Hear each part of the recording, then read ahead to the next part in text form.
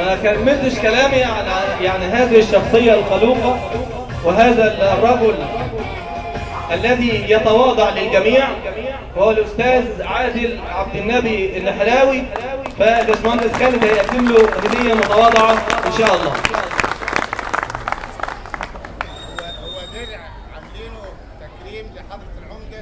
اتكلم في الميكروفون يا باشمهندس.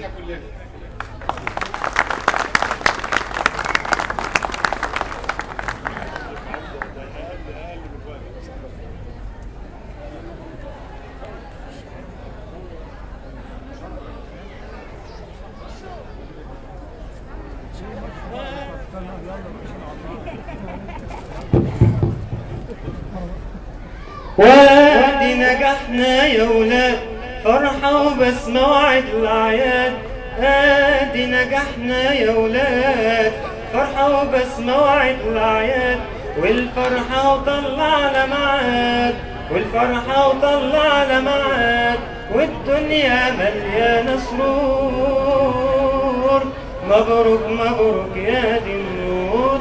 شفت الفرحة في عيون أهلي وسط أصحابي ووسط زمايلي. أنا شفت الفرحة في عيون أهلي وسط أصحابي ووسط زمايلي. جم باركولي وقالوا تمام، مبروك والله بطل وهمام. جم باركولي وقالوا تمام.